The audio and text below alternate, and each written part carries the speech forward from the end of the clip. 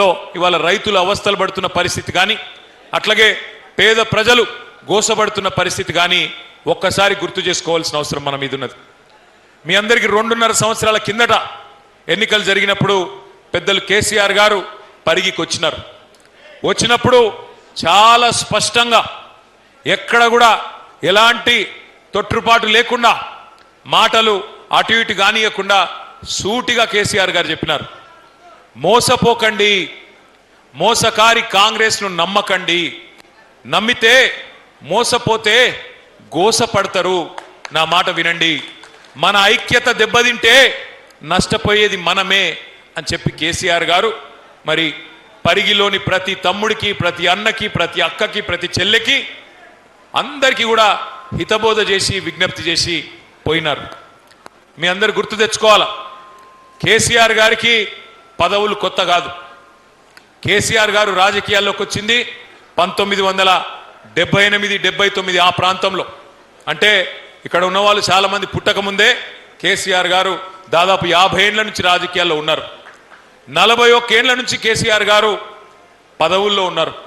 85లో MLA అయిందంటే ఈరోజు 2026 41 సంవత్సరాల నుంచి అన్ని పదవులు కేసీఆర్ గారు చూసినారు. ఎమ్మెల్యేగా పనిచేసినారు, ఎంపీగా పనిచేసినారు, రాష్ట్ర మంత్రిగా, డిప్యూటీ స్పీకర్గా, కేంద్ర కేబినెట్ మంత్రిగా, రాష్ట్ర ముఖ్యమంత్రిగా అన్ని పదవులు కేసీఆర్ గారు చేసినారు. ఆయనకు వచ్చే పదవేం లేదు. కానీ ఇవాళ మనం పరిగిలో ఆలోచించుకోవాల్సింది, కేసీఆర్ గారి మాటను విననందుకు, మహేష్ రెడ్డి గారిని ఓడించుకున్నందుకు బాధపడుతున్నది ఎవరు, ఇవాళ ఇబ్బంది పడుతున్నది ఎవరు? కేసీఆర్ గారు స్పష్టంగా చెప్పినారు, మీరు గెలిపించి మళ్ళా పని చేయమంటే పని చేస్తా, లేదా పక్కకు కూర్చోండి అంటే పక్కకు కూర్చుంటా, నాకేమీ బాధ లేదు అని చెప్పిండు. కానీ ఇవాళ తెలంగాణలో ఏం పరిస్థితి ఉన్నదో ఒక్కసారి మీరు ఆలోచన చేయండి. ఆ రోజు కాంగ్రెస్ పార్టీ అధ్యక్షులుగా ఇవాళటి ముఖ్యమంత్రి రేవంత్ రెడ్డి గారు ఎన్ని మాటలు చెప్పిండో మీ అందరికీ యాదికుండే ఉండాల. ముఖ్యంగా పరిగి అంటేనే ఇది రైతు బిడ్డలు ఉండే ఒక వ్యవసాయ ఆధారిత నియోజకవర్గం. మరి అట్లాంటి పరిగిలో రైతు బిడ్డలకు, రైతులకు ఎన్ని మాటలు ఇచ్చినారో ఒక్కసారి మీరు గుర్తు తెచ్చుకోండి. ఇంతకుముందే మహేష్ రెడ్డి అన్న చెప్పినట్టు వెంటనే పోండి, 2 లక్షలు బ్యాంకు దగ్గర, ఇదివరకు కేసీఆర్ ₹1,00,000 రుణం మాఫీ చేసినా మీరు వెంటనే బ్యాంకుకు పోయి పరిగెత్తుకుంటూ పోయి ఉరుక్కుంటూ పోయి 2 లక్షలు తెచ్చుకోండి, నేను వస్తూనే ఉన్నా డిసెంబర్ 9 నాడు మొదటి సంతకం పెడతా, రుణం మాఫీ చేస్తా అన్నాడు. అట్లాగే కేసీఆర్ 10,000 ఇస్తే నేను 15,000 ఇస్తా ఎకరానికి అన్నాడు. నవంబర్లో తీసుకుంటే 5,000, డిసెంబర్లో తీసుకుంటే 7,500. పెన్షన్లు ఒకటిగా చెప్పింది, రైతులకు ప్రతి పంటకు బోనస్ ఇస్తా అన్నాడు. కందులకు బోనస్, వడ్లకు బోనస్, పత్తికి బోనస్, 500 రూపాయల చొప్పున ప్రతి పంటకు బోనస్. ఇవన్నీ కూడా మీకు ఇవన్నీ చెప్పిన మాట మీకు యాదికుండాలి. ఎవరన్నా మర్చిపోతే వాళ్ళకు చూపెట్టడం కోసమే ఇంత పెద్ద టీవీ పెట్టినాం ఇక్కడ. ఒకసారి ఎవరైతే ఆ కంప్యూటర్ దగ్గర ఉన్నారో పిల్లలు, కాంగ్రెస్ వాళ్ళు రైతులకు ఇచ్చిన హామీలు ఒక్కసారి చూపెట్టమని చెప్పి నేను కోరుతా ఉన్నా. వీడియో ప్లే చేయాలి. తీసుకుంటే 10,000 వస్తుంది రైతు బంధు, కాంగ్రెస్ అధికారానికి వస్తే 15,000 వస్తుంది. ఎకరానికి 15,000 రూపాయల సంవత్సరానికి ఇచ్చేటట్టుగా ఒక గ్యారంటీని కూడా మనం ప్రకటించాం. రైతు భరోసా, ఇందులో రైతులకు, కౌలు రైతులకు సంవత్సరానికి ఎకరాకు 15,000 రూపాయలు ఇచ్చే విధంగా, అదేవిధంగా నిరుపేదలైన కూలీలకు సంవత్సరానికి 12,000 రూపాయలు ఇచ్చే విధంగా రైతు భరోసా కార్యక్రమాన్ని 2వ గ్యారంటీ కింద ప్రకటించడం జరిగింది. సో యజమానికి రావాల్సింది యజమానికి ఆయన ఖాతాలో పడుతుంది, కౌలు రైతుకు రావాల్సింది కౌలు రైతుకు వస్తుంది. భూమి లేని వాళ్ళు, ఉపాధి హామీ కూలికి పోయేటోళ్ళకు కూడా ఇందులో మేము మద్దతు పెట్టినాము. అంటే ఇప్పుడు అందరికి ఇస్తాం, అంటే ఆల్మోస్ట్. అందుకే అదే డబుల్ అవుతుంది, ఓవర్లాప్ కాదు. ఇందులో వస్తే ఇందులో రాదు, ఇందులో వస్తే ఇందులో రాదు. కేసీఆర్ అంటున్నాడు కాంగ్రెస్ వస్తే రైతు బంధు బంద్ అవుతుందని. ఎందుకు బంద్ అవుతుందే? మేమేమన్నా దివానగలమా? మాకేమన్నా దమాక్ లేదా? ఇప్పుడు తీసుకుంటే 10,000 వస్తుంది రైతు బంధు. రుణమాఫీ 2 లక్షలు అన్నాడు, అయ్యిందా? అయిందా కాలేదా?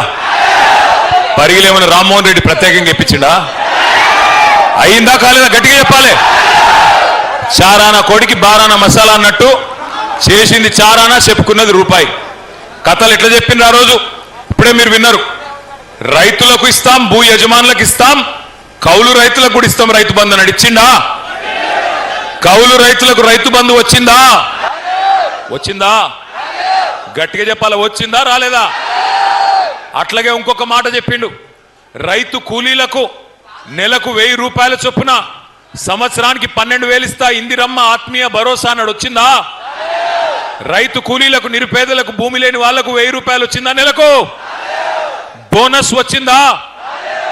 ఏమన్నా వచ్చిందా? మరి మనకు సోయి వచ్చిందా? పరిగిలో సోయి అన్న వచ్చిందా లేదా?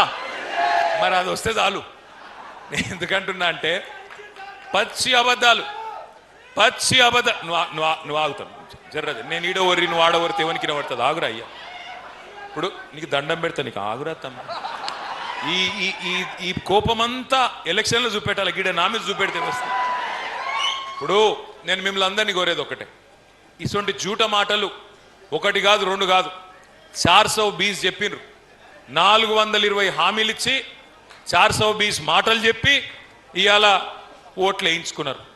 2 పంటలకే ఇస్తావా కేసీఆర్, 3వ పంటకి ఇయ్యావా రైతు బంధు అన్నాడు. యాదుకున్నదా?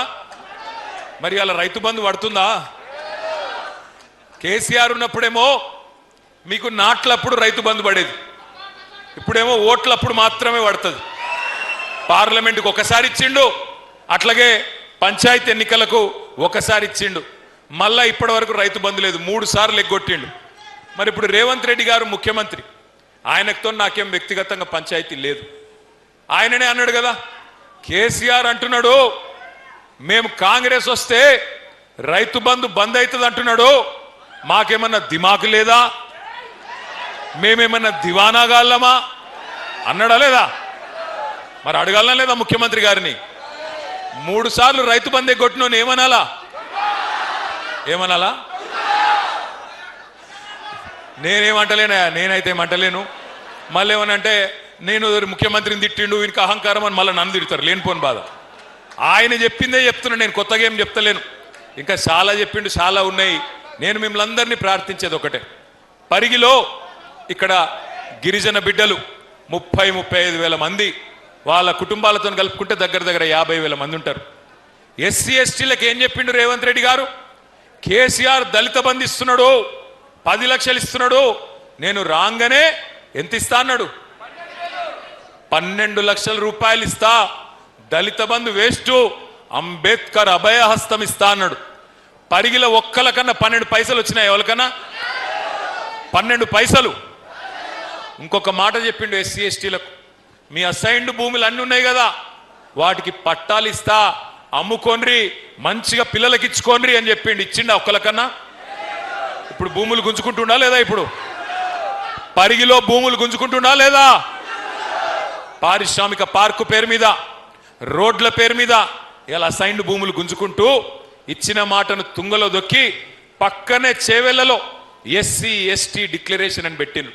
ఏం చెప్పినట్లా ఎస్సీ ఎస్టీ డిక్లరేషన్లా? పెద్ద పెద్ద మాటలు చెప్పినారు. దళితులకు, గిరిజనులకు ప్రత్యేకమైన అభివృద్ధి కోసం పనిచేస్తాం. 10 లక్షలు కాదు దళిత బంధు, 12 లక్షలు ఇస్తాం. ఇందిరమ్మ ఇల్లు కట్టుకుంటే మిగతా వాళ్ళకి 5 లక్షలు, ఎస్సీ ఎస్టీలకు 6 లక్షల రూపాయలు ఇస్తా అన్నాడు. ఒక్క దళితుడికైనా, ఒక్క గిరిజనుడికైనా 6 లక్షల రూపాయలు ఇచ్చిండ్రా ఇయ్యాల ఇందిరమ్మ ఇంటి కోసం? 6 లక్షలు ఇస్తున్నారా? ఎస్సీ ఎస్టీలకు ఇచ్చిన హామీని అట్లా తుంగలో దొక్కినారు. అట్లాగే అసైన్డ్ భూములకు పట్టా ఇస్తాం, 100 రోజుల్లోనే ఇస్తామని చెప్పి మాట ఇచ్చినారు. ఇవన్నీ మాత్రమే కాదు, ఇంకొక ముఖ్యమైన మాట చెప్పినారు. ఎస్సీలకు 18%, ఎస్టీలకు 12%, 30% ప్రభుత్వ కాంట్రాక్టులలో, మీకు ప్రభుత్వ కాంట్రాక్టులలో కూడా 30% ఎస్సీ ఎస్టీలకు, బీసీలకు 42% ప్రభుత్వ కాంట్రాక్టులలో మీకే వర్కులు ఇస్తా, మీకే కాంట్రాక్టులు ఇస్తా అన్నాడు. 72% ఇస్తా అన్నాడు. పక్కకే కొడంగల్ ఉంది. కొడంగల్లో మనం బంగారమోలే ఉద్దండాపూర్ రిజర్వాయర్ నుంచి కాలువలు దవ్వితే బ్రహ్మాండంగా గ్రావిటీ ద్వారా నీళ్ళు వచ్చేటట్టు మీ నియోజకవర్గం పరిగికి 1,00,000 ఎకరాలకు, కొడంగల్ నియోజకవర్గానికి 1,20,000 ఎకరాలకు నీళ్ళు వచ్చేటట్టు ఉద్దండాపూర్ నుంచి మొత్తం మనం సిద్ధం చేసి పెట్టినాం.